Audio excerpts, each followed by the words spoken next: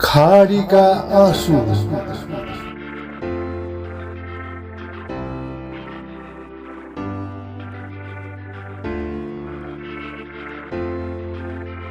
हाम्रो कथा, हाम्रो यात्रा, हाम्रो जीवन। खाडीका आँसु एपिसोड 4। बिरामी दाजु।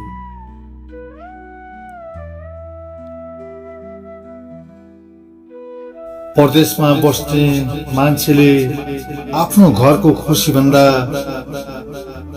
घरको चिन्ता धेरै सुन्नुपर्छ। आज बिहान काममा निस्कँदा मन एकदमै अस्थिर थियो। आमाको औषधिको कुरा त मनमै थियो, त्यसमाथि बिहानै घरबाट अर्को फोन पनि आयो। फोन उठाउन साथ आमाको आवाज कामिरहेको थियो। बाबु, दाजु बिरामी परेका छन्। त्यो एक वाक्यले मेट्रोको भिडभाड, गर्मी, थकान सबै हरायो। मन मात्र भारी भयो।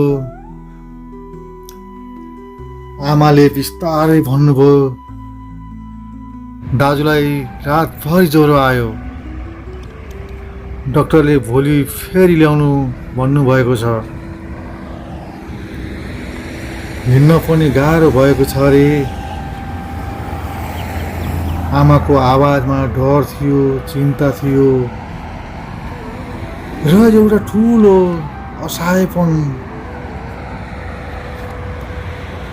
म भने हजारौं किलोमिटर टाढा कसैलाई केही भन्न नसक्ने अवस्थामा छु।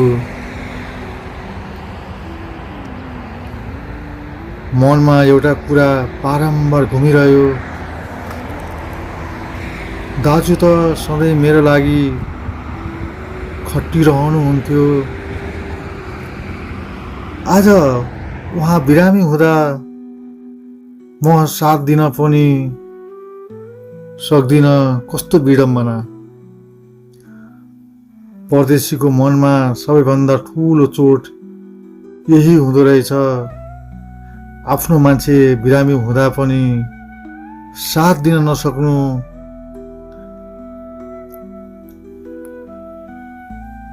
काममा पुगेपछि पनि मन काममा थिएन। हातले काम गरिरहे पनि मन घरमै पुगिरहेको थियो। कति पैसा पठाउने, कसरी पठाउने होला, आमाको औषधि किन्ने कि दाजुको उपचार गर्ने कि सबै कसरी मिलाउने, साह्रै समस्या भइरहेको थियो।